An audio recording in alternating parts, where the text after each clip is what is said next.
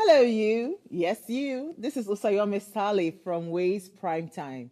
Now, we appreciate your continued support for watching our content, following us across all our social media. But we've noticed, for those of you watching us on YouTube, 88.5% of you who watch our content unsubscribe to our channel. Why? Now, if you are enjoying our content, you enjoy our shows, and you want to stay updated on all things Ways, it's time to hit that subscribe button below. Now, subscribing isn't just for you, it's for the growth of our channel. It helps us get bigger and better. With your support, we can continue to bring even more intriguing and exciting content. How about you subscribing right now and being a part of our community?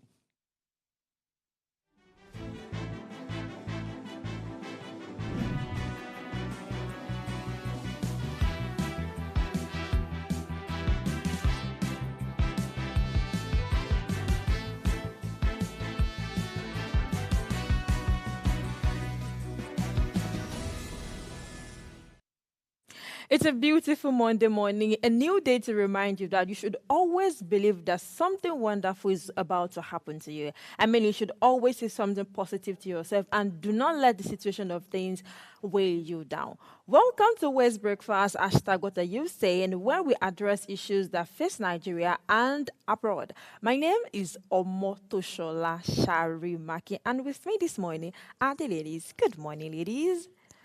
Good morning. Hello. I love the cool colors you ladies are rocking. I mean, there's a deep blue, right? And there's this black.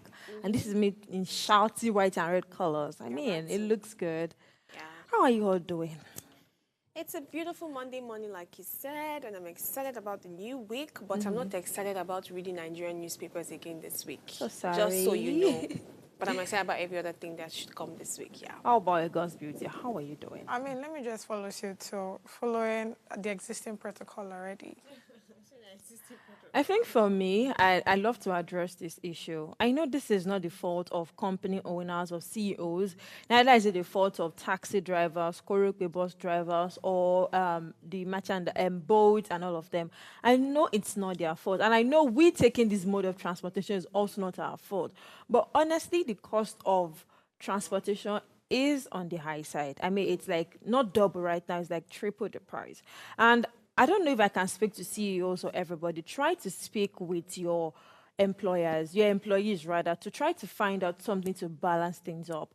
It's not your fault, neither is it their fault. And then don't address this thing on a general level. Try to address it one by one. Try to see if there's something you can do to balance things up. Honestly, I really do not want to share what happened to me because as on the normal day, when I'm coming to work, I take boat of like 6.5, 6.9. That's the highest I've taken boat. But yesterday I took 9,200. And I'm in so much pain, spend that money just to come to work. On Friday, when I was trying to go back home, I spent close to 3,000 naira. On the normal day, I spend 1,000. Or when I'm taking bus, shuttles, I'm spending like 1 9. So it's a lot of money. It is not my fault. It is not boat driver's fault. We bought fuel yesterday of 22,000 naira. Okay, that was at home, right? 20,000 naira, 1,001 for each liter. It's nobody's fault, but try to see if things can work out among. Because honestly, I cannot spend 10,000 naira to come to work today, and tomorrow I'm spending 10,000 naira. My monthly budget for TFare has gone up by how much? On how much? You're trying to save for rent, save for other things, but fare alone is not allowing you breathe. So try to see if there's something you can do, and then if you stay in a place, let's do carpooling. Let's try to, just think of other things to make Nigeria better. Like I said earlier, do not let the situation of things weigh you down. You want to say something? I mean, I'm always a very positive person, and I know that things will always keep looking like they are, but you must self-reflect and find out how things can work for you. And so I really agree. Do not let things weigh you down, because if you do, you've already lost from the beginning. Yeah. So that's it. And if you are yet to subscribe to our YouTube channel at Official Upgrade TV, click the subscribe button now, like and share the link to family and friends. Today, Monday, we will be discussing or perhaps answering the question, are the youth the answer to Nigerian issues? I know you're already saying yes or no. I will be joined later by an esteemed guest to dissect this topic. Right now, we are going to take this break. We return with our headlines across the globe. Please stick around.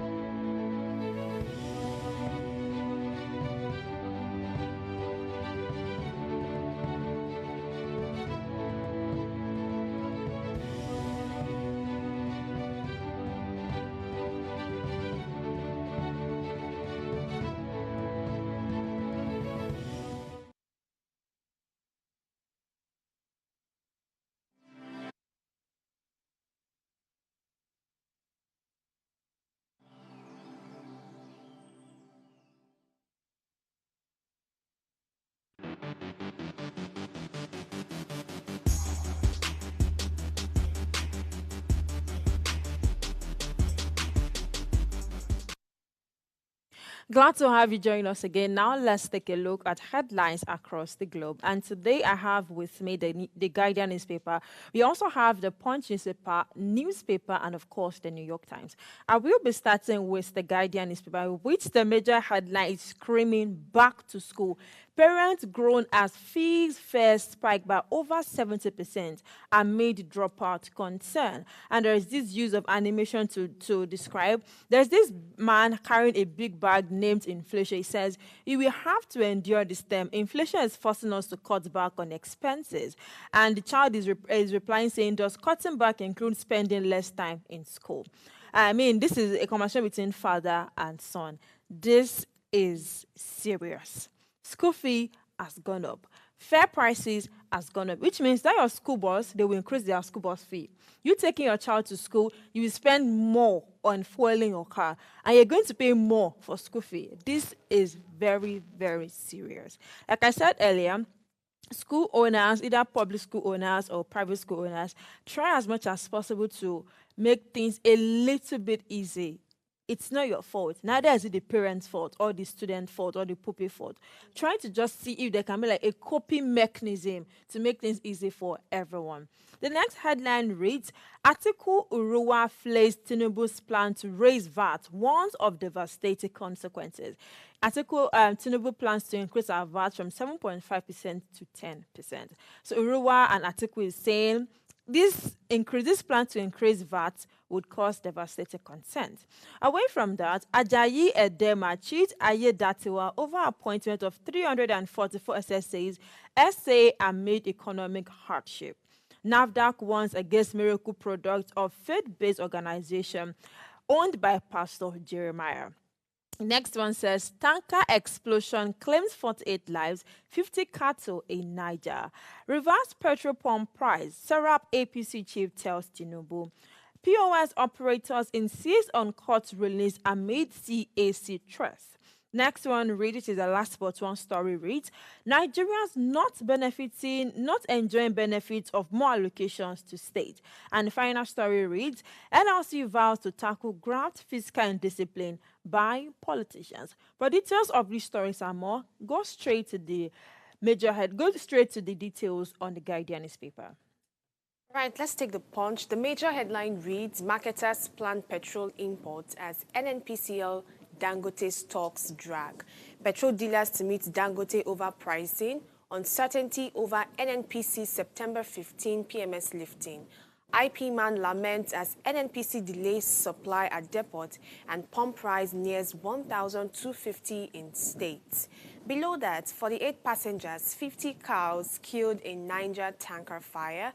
Over 1,000 soldiers resigned from army in 4 years. Europe-bound cocaine consignment intercepted in sanitary pads. Atiku aid Labour Party and then PP differ on merger plan. Above the major headlines, strike, ASU and government panel to meet on Wednesday, and group sues Lagos over $100 million Dangote land deal, and 4 billion naira illegal arms, 10 charged with terrorism. And little story on the Edo governorship polls, Obaseki's ego cost rift with Oshiomhole, says APC, and group urges Eshon people to unite for Ighodalo. All right, I'll just take a little details that I have for the major headline, which is of concern to us now. It says here that oil marketers may begin the importation of petrol, popularly called premium motor spirit, following the declaration of the Nigerian National Petroleum Company Limited that it would only fully offtake the product from the Dangote Petroleum Refinery if the market prices of the commodity were higher than the pump prices in Nigeria. So NNPC also declared that Dangote and other domestic refineries were free to sell directly to any marketer on a willing seller basis, adding that it had no desire or intention to become the distributor for any entity in a free market environment. It has a lot of details, really, and I cannot go fully into them. I'll just pick some things that caught my attention. So NNPCL, they are dragging this whole refinery stuff with Dangote, and at this point, it's looking like importation is another second option. And from last week, we had sat down, we're happy, we're jubilating that, okay, this petrol will be distributed already, and these queues and, the way things have been going will drastically reduce. But it looks like there's still back and forth. And I wonder why implementation problem many times always arises. So they are saying, NNPC is now also saying that Dangote is free to sell to other marketers. And last week we heard that they are supposed to be the sole distributor of this. And we're hearing another tale, another story. It keeps changing, and we want something really concrete, something that is showing that there's a way forward, because the importation doesn't look like it can be the way forward to the prices of petroleum and the cost of living in Nigeria. So what's really happening? And you can get the full details on the Punch newspaper. All right, let's move over to the international spectrum, the New York Times newspaper. But the left side of the newspaper, we have in shootings, focus widened to the parents. Georgia officials take cue from Michigan. But the right side of the newspaper, Russian cash and influence on influencers.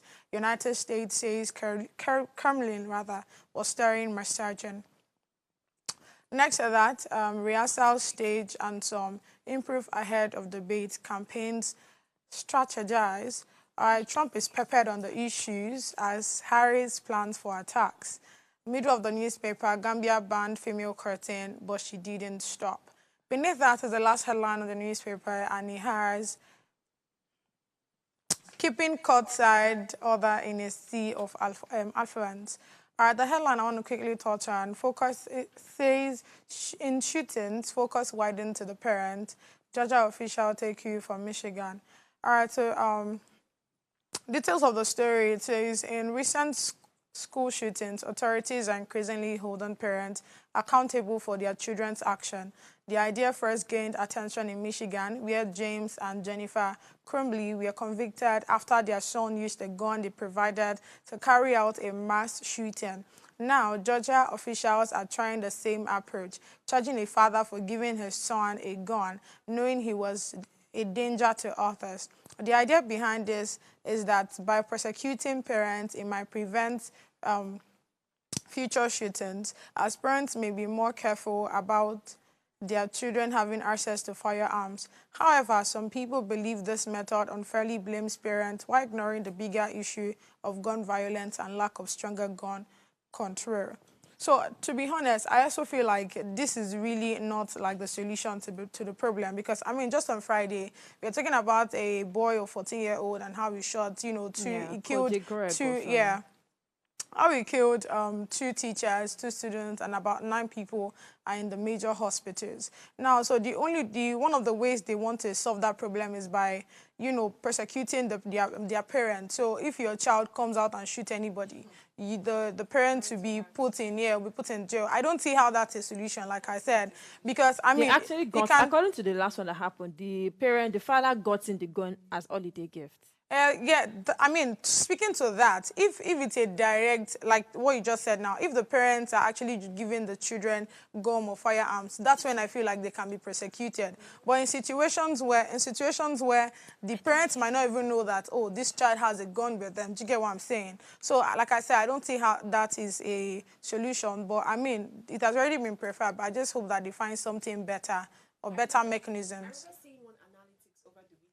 Shows that in America, teenagers and children are more likely to die from gunshots, and I was shocked. It's something they do there. It's just like here, where we have our own issues with normal fights and broken bottles. That's how it is outside there too. And before we take this break, there was one story that piqued my interest on the New York Times that you read. It's the story of the woman that was arrested in Gambia for still doing female genital mutilation.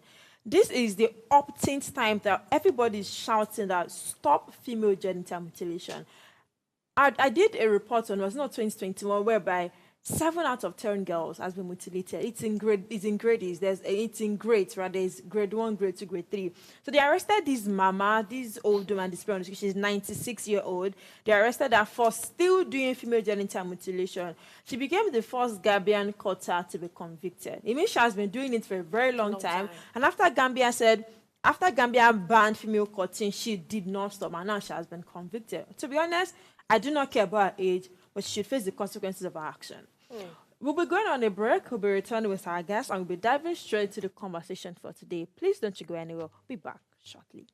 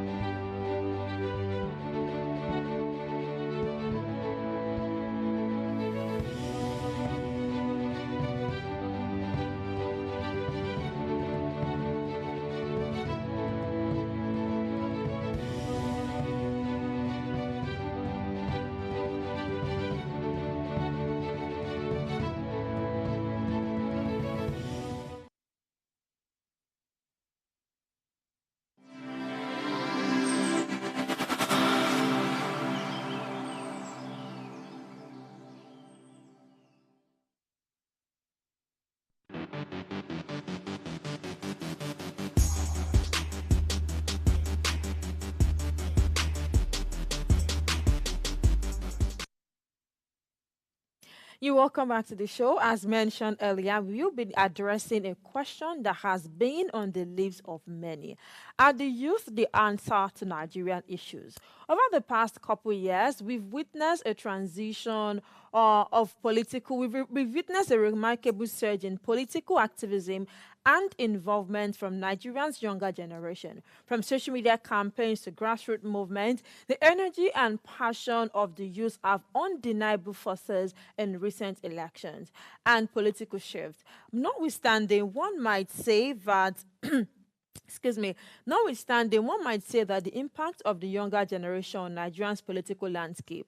And today we examine their engagement in recent elections and how their movements have challenged the status quo and whether they hold the key in resolving the nation's persistent problems. Joining us to discuss this, we are honored to be joined by a friend of the house. She goes by the name Malizu Morenikeji. She is a technocrat and a candidate for the House of Assembly under Labour Party for the Obafemi Owode local government during the last election. Good morning to you, ma'am. Glad to have you join us. Morning, good morning, good morning. Glad to be here again. Yes. How have you How been? are How you was your doing? weekend? Oh, yes, I'm doing well. We are all doing well, I guess. Okay, so we're So, here again. yes, we're talking about Nigerian issues again, and I'll be starting with how Right. would you assess rather the impact of the younger generation on recent elections and political movements? Note that the seemingly youth person that we have in Tinubu's administration, Adrian Gilali, there are reports that he was fired, there are reports that he resigned himself. You see, this topic, with my mood this morning or in the last 1 week, I'm like, youth are supposed to be the future. They said they are the greater tomorrow, but I've seen that the youth in Nigeria, unfortunately, most of them, they work to aid the oppressors to oppress them.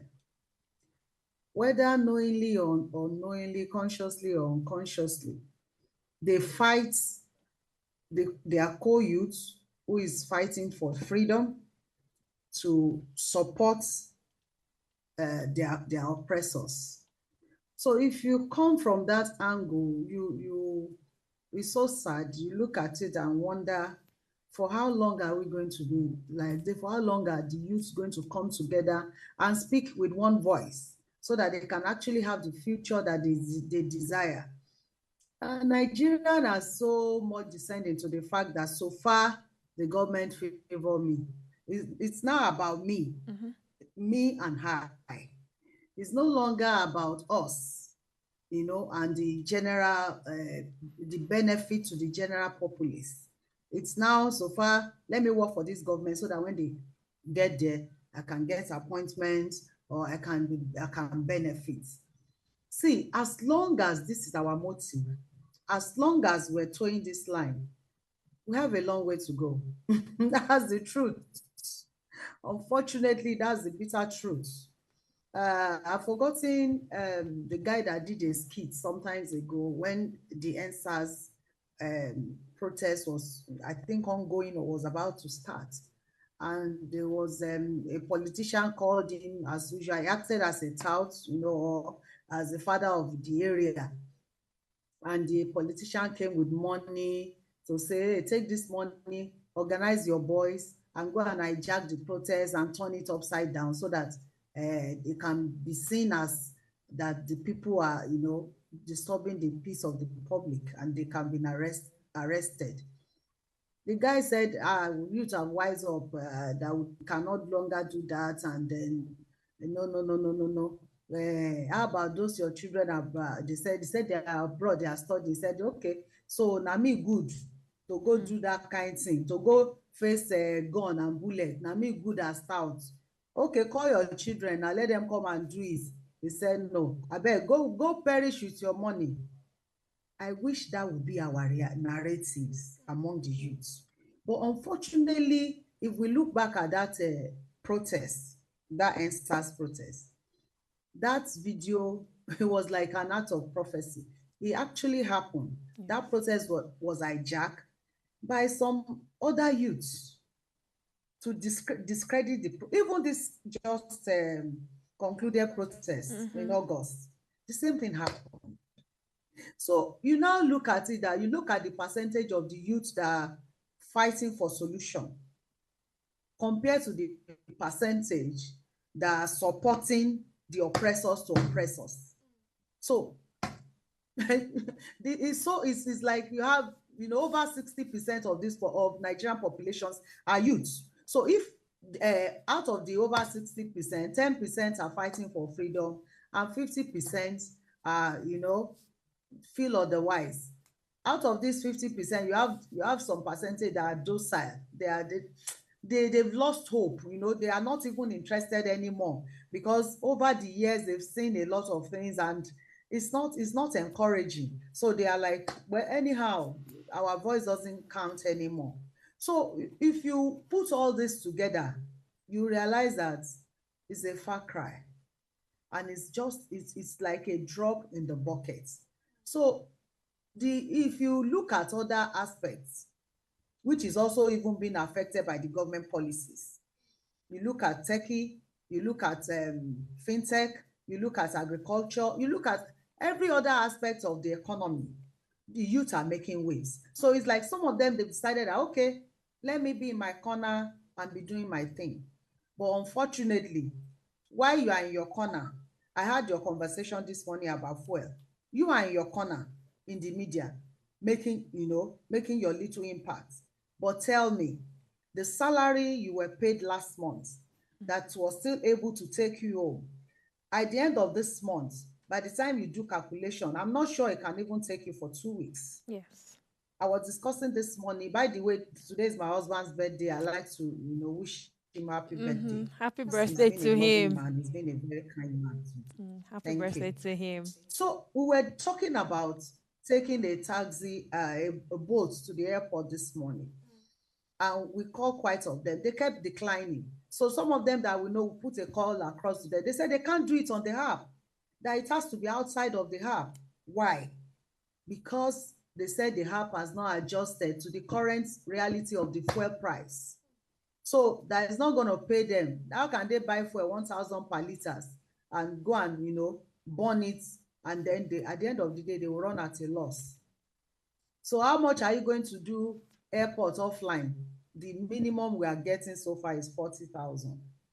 For a journey that we used to pay 15,000. Tell me, how do we cope? And definitely this thing has started affecting, like 2 months ago, we're shouting things have gone up. So in August, it's like it was coming down a little bit. But with this fuel increase, God will help us. Amen. God will help us. So for you who are in their corner doing their business, eventually they may not be able to stay in their corner to do their business anymore, because the policies that the government is churning out is going to affect them one way or the other, unfortunately. So this country, in fact, majority of our youth, of our skilled labor, the Japa syndrome has taken them away. Government is also on that, putting out policy to make sure they come back, or they didn't even, have opportunity to go at all. I don't know how that works out, because an average Nigerian youth who has lost hope in this nation, who wants to japa by all means, is desperate to do anything, irrespective of what the government is putting out there. They don't really care, because some of them, if you talk to them and say, it's dangerous, they say, where I'm staying, is it not danger? Am I not in danger? So what is the difference? So it's better for me to, do follow the dangerous paths and see where it leads me, than not to do anything. So I that's why I cannot really say the Nigerian youth the answer to Nigerians issues. I can't say yes, I can't say no, because as long as governance is not in favor of the youth, and the youths are not allowed to take their destiny in their hands. And they've not been able to come together to speak with one voice. It's going to take a long time. It's going to take, we've been on this for a long time, and we're going to still be on it. Recent, there are school fees increments all over our schools. It was in the news. Somebody called me a few days ago. Somebody called me a few days ago and said, I said, when we did analysis of salary, I said, that means they don't want your children to go to school. They said there's a loan. The loan is not even loaning anything. I mean, they said the UI has increased to 400,000, and the loan for your 4 years in the university is just a little bit. It's less than 200,000. So how is an average Nigerian going to cope? An average youth, and that alone is discouraging, which is churning, making a lot of them to turn to crime. And the value of hard work, the value of integrity is far disappearing from among our youth, because a lot of them now, they are looking for a quick way to make money, to survive. They call it survivor, unfortunately. So when you put all these things together, I've had the NANS, Nigerian Association of Nigerian Students, they've made a statement that they want to start a protest, blah, blah, blah, blah. I say, okay, we'll be here, we'll be waiting, because it's not the first time. At the end of the day, the thing will not just, you won't even know how it ended. You just say, it has been called off. And we all know the Nigerian They thing, even came out to retract their statements that they did not say it. Oh, wow. Yeah. Okay, so when we don't have youth engaging government on such issues, tell me, where are we going? I had this guy, area father, forgotten the name now. Charlie Boy. He's a musician. He's an old Charlie man, Boy. Charlie Boy. Something. Yes, Charlie Yes, Boy. thank you, Charlie Boy. He came out after the last election to issue a statement and said that he's tired. The youth should come out and take their destiny in their hands. That is 70-something that he has fought enough for the youth. Because for me, my experience has shown that the youth themselves, they are not ready. He said he cannot kill himself over people who are not ready to fight for themselves. And I agree with him, because if you look at the percentage of the youth advocating and being an activist on these topical issues, they are a drop in a bucket. I don't think they are even up to 5% of the over 60% of the population of youth that we have in Nigeria. Is that how we're going to get freedom? Is that how they're going to be answered to Nigerians' issues? So most people that are doing the advocacy now, the activism, apart from the Labour NLC, which is another topic for another day. Yes. They are like the likes of Femi Falana. They are old men. The likes of Pade Banjo. Yeah. They are old men. The patrons, all the people, Mecca and Yonko and all of, they are old men. Most of them are over 80, over 70, over 90. And yet, some youths are somewhere taking some kickbacks for themselves and doesn't care about what happened to others. Thank you very much. I'd like to ask... last week, somebody was telling me that all right, are you with us? Okay. All right, thank you. I'd like to ask this question. Firstly, yes, I am. The analytics that you already gave us is already very concerning. I mean, seeing that the engagement of youth to want to seek a nation that is working is actually not encouraging. But I want to ask, what are really the pressing issues that you think can make youth, or what are, in your own view, the pressing issues that you think that youth should become much more involved in? Because if we look at politics and governance, which we know a lot of youth are not yet involved in, it can make us drag a whole lot of things. But in our own, I mean, with somebody with your kind of purview and the things you do in politics and governance, what other pressing issues that you think youths nowadays can start focusing on to ensure that they can also be a form of answer to Nigerian problems? Because it's noted everywhere that the strength of a nation is actually in their youth. I mean, that is the narrative that is supposed to play out. But we know it's not playing out in our nation, at least not yet. So I'd like to ask you, in your view, yeah, what are the pressing issues that you think youth of nowadays, including ourselves, can start, putting our voices towards to ensure that our nation starts to work? Okay, advocacy and engagements. And see, let me tell you, you can't take governance out of all these things, because even government is the root of everything. We have a lot of unemployment in the system. So many, that's what I wanted to say before you asked this question.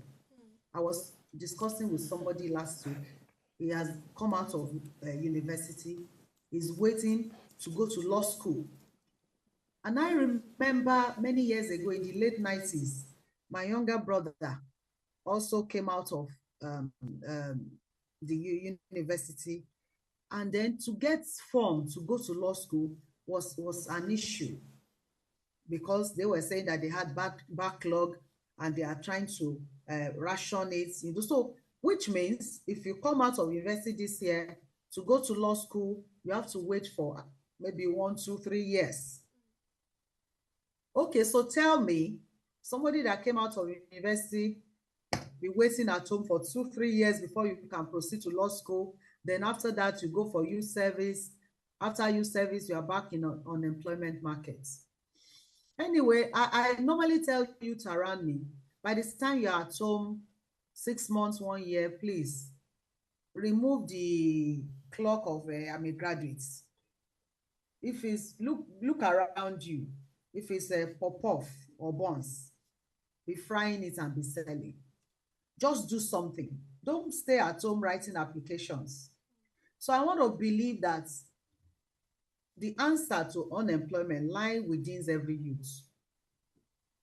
Get yourself empowered in your own corner. That's how you can, be helping yourself. What skill do you have? What is your passion? Do something to, to assist your world. Thank God that social media has made life easy. And then I want to also say on social media, please, our youth should use it to their advantage, not to disadvantage. Don't be an agent of confusion. Don't spread false news. Don't spread false narrative. Go to social media, sell your markets. It's a very strong tool in selling markets, selling your skills. Do that. Get a lot of skills through the social media app, through the technology, app, and then improve yourself. Because Nigerian has come to the situation, to a place whereby it is now me for me for my family. It's no longer me for us, or me for everybody. So do your thing in your own corner, affect your little, make your impact in your little environment, live your life day to day, and then pray so hard as if your life depends on it. Work so hard as if your success depends on it, and then just continue living a day, one day at a time. Yes, that's another thing I want to tell our youth, because somebody said that because of what is going on, a lot of mental issues are prevalent now, that you don't even know who is, who has mental issues. So that everybody needs to be careful, that just a little provocation stirs up a lot of things now on the streets. So I just want to say that let's take it one day at a time. Don't put pressure on yourself. Do the little you can do. If you cannot achieve it today, push it to tomorrow. If tomorrow comes, still cannot achieve it, keep pushing it. Let's keep hoping for a better tomorrow. Let's keep praying for a better tomorrow. And then day by day, I believe as time goes on, by the time these governments spend their tenure and next election season is coming, I want to pray that our youth will have been their brain will have been tickled to arise. And I just pray that they will not be used as a tool again to distribute 5,000 or 2,000 and buy votes, and then the oppression, the cycle continues. So that's my own. But the bane is that the youth needs to arise and be part of governance. If you look at the people that are in governance now, most of them are above 50, 60. Nigerians, the constitution tells me that at the age of 60, you should retire. It is only in Nigeria that what happens to the working class does not happen to the people in governance. I don't understand it. They tells us that youth, they've been telling us that our youth is the future of tomorrow. They are the greater tomorrow. But unfortunately, some youth at 40, they can't even marry because the means is not there. If you tell some of us there, you never marry, say, mommy, marry, me say never chop. I will now go and carry another person. How will I cope? Not to talk of us having children. So the people, I think there should be a constitution or a law that will tell us that if you are 60, you can't contest. Go and, if you are 60 in governance, go and retire. Allow the youth to contest. What is it? When are we going to get there? So our youth should please, I'm addressing the youth now. I hope they are listening. They should go and sit down and think. They should go and sit down and think. Like I said, it's not about money. Some of them say, I don't have money to come into politics. It's not about money. It's about the willpower. If you are good in your environment, people will rise up and support you if you know you have good intentions. Sorry to cut you in. It feels as if everything is easier said than done. There was a time we brought a youth leader that she said she contested not once, not twice, but nepotism still plays a major game. Now, let's take this break. When we return, we're going to be diving into some practical examples of how and when the youth have thrived, they have strived to get one or two political positions, but it doesn't end well. Please stay with us. We'll be right back after this break.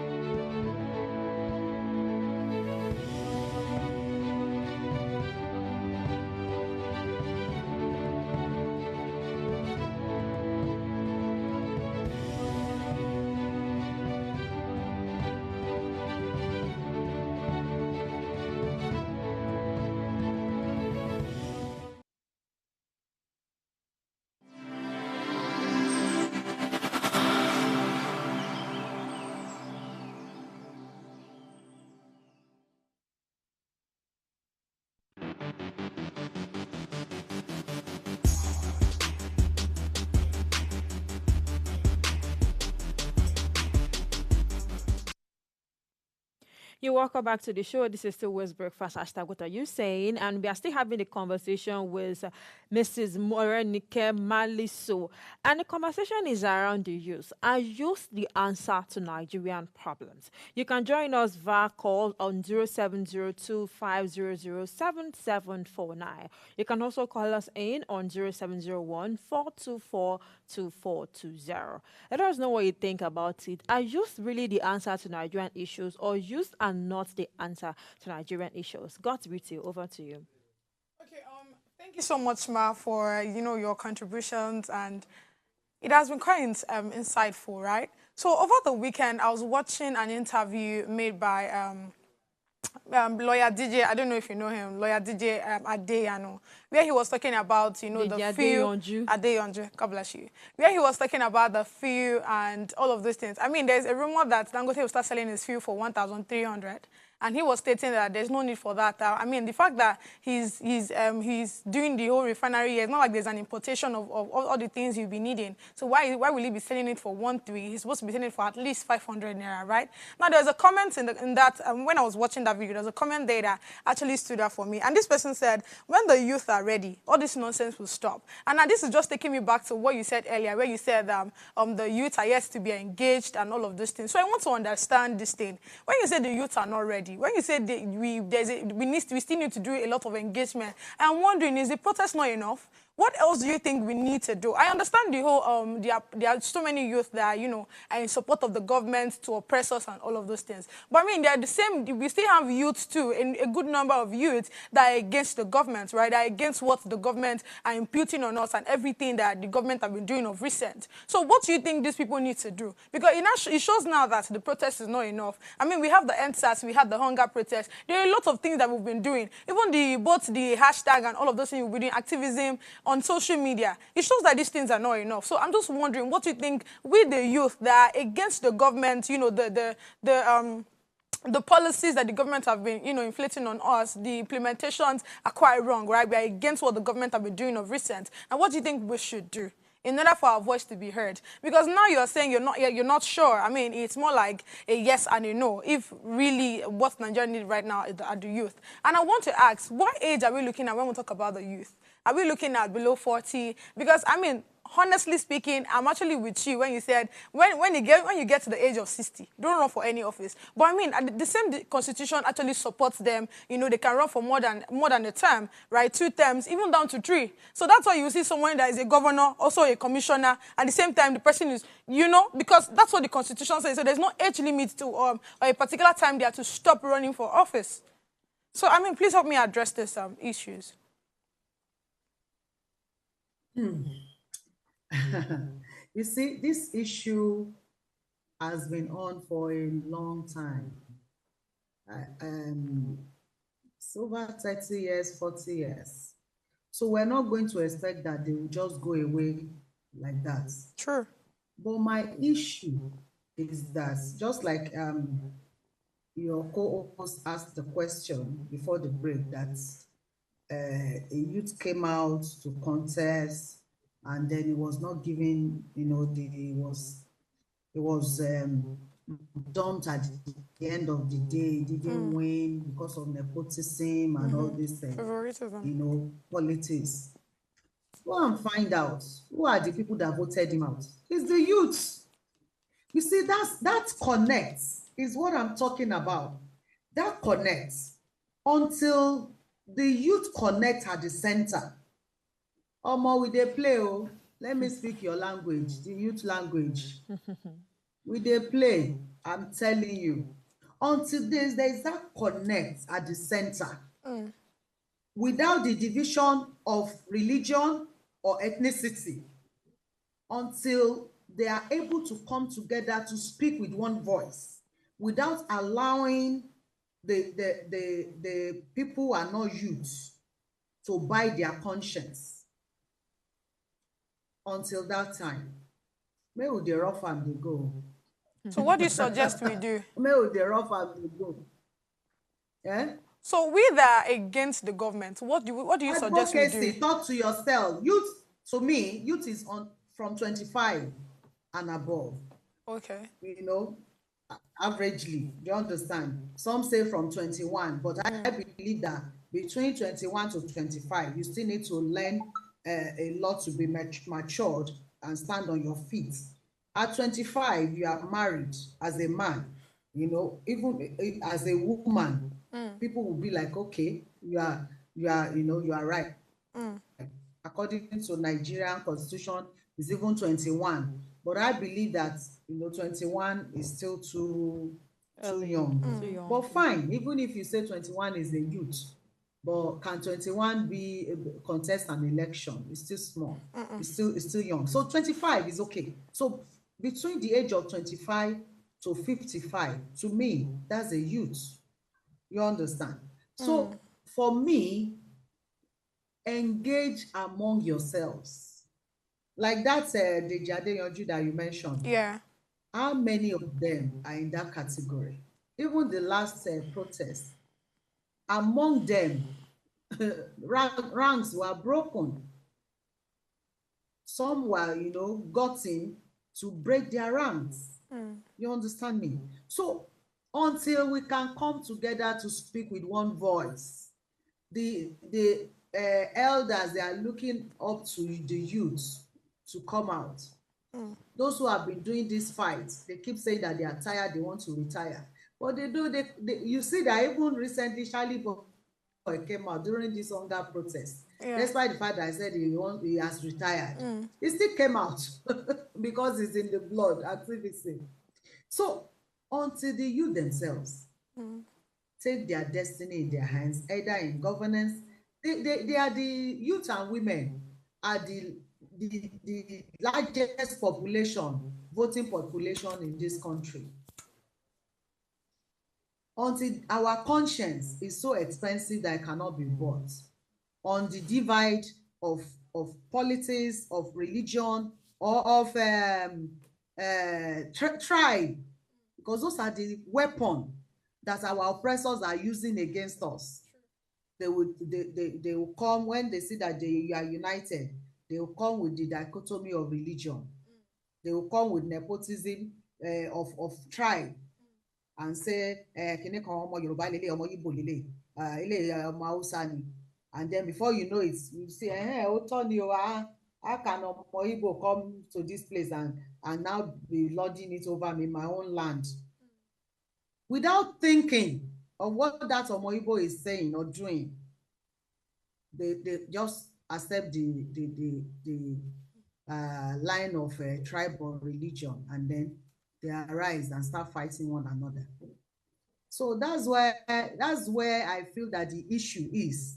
So if these issues can be addressed, and then the youth can come out and stand their ground no matter what, without anybody betraying anybody, I think the older population will listen to them, and then the upcoming ones behind them will have a good example to follow, because we cannot say that the youth actually have good examples that they followed. It's so unfortunate. Maybe we have few in the populations, but we cannot say that generally in this country, because unfortunately this is where we are. This is where we have found ourselves. All right, ma. It's so unfortunate. I hear you when in the midst of plenty.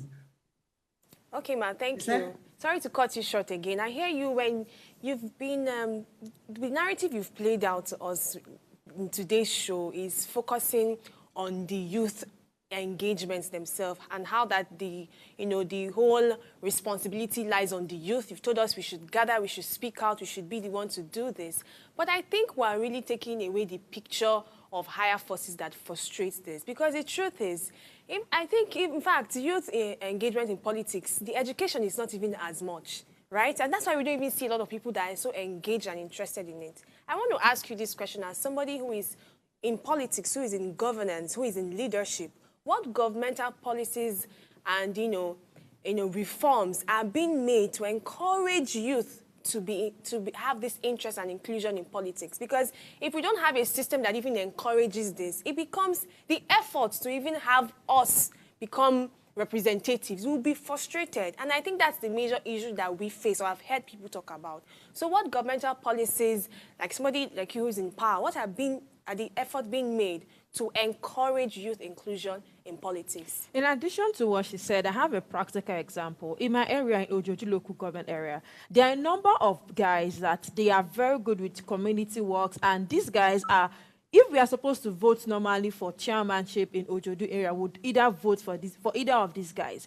These guys have been playing politics. I will not mention local government, the political parties. They've been playing this thing for a while. And when it was time for primary election, before people will now come, they brought in a third party who who happens to be the son of someone who is one of the, all these godfathers in the political party. They brought this boy from outside. They say, this boy just finished university. Then I start saying, you've beat your mother before. You've stolen something before. Let's say bring out issues of 10, 15 years ago just to make them step down, and they stepped down. People like that, they are youth. They wanted to do it, but all of a sudden, their plan got scattered. How do we face everything? Youth inclusiveness. Let me ask you a question. Please. If you ask this guy, who were used against them? I think in this case, they just brought someone that is the son of Honorable so and Honorable so son. I know what plays out. But before that propaganda of you did something, you did something. It's the youth. They will tell the youth, go and investigate, go and do this, go and do this. You are techie savvy, take this 100,000, go and do this, go and do this. Even if it's a propaganda. Do you get, I keep hammering on this point, and I know what I'm talking about. They are using you against yourselves. To answer the other, your co-host question that talks about policy.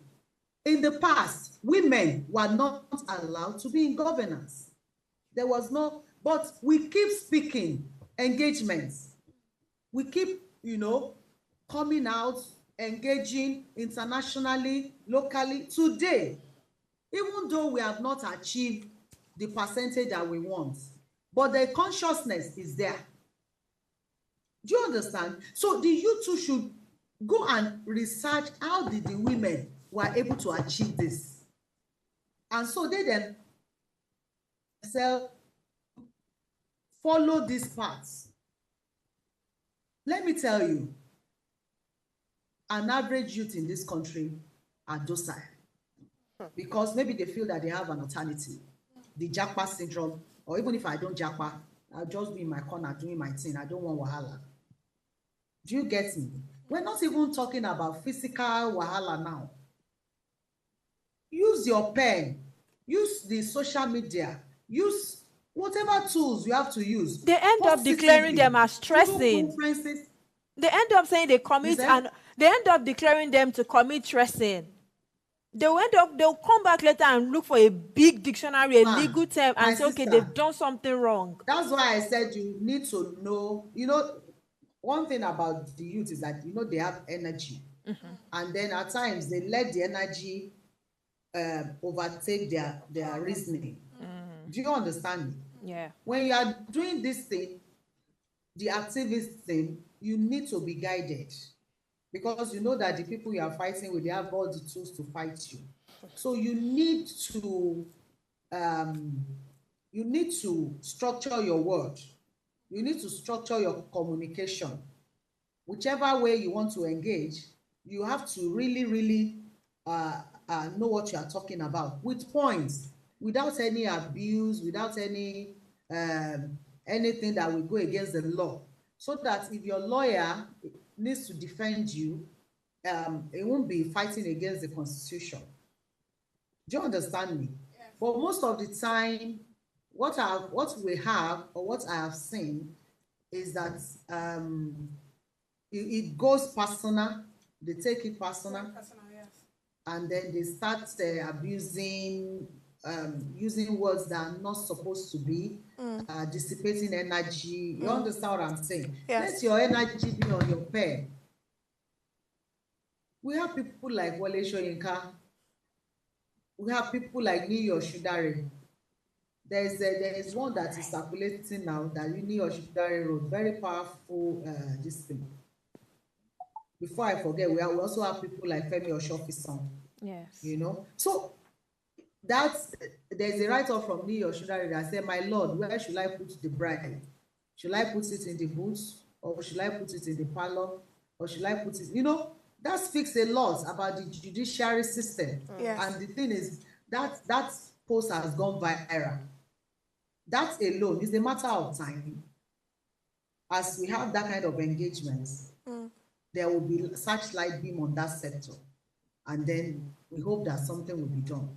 Those are the kind of things we want. this one, you know that you are fighting against the forces that are higher than you.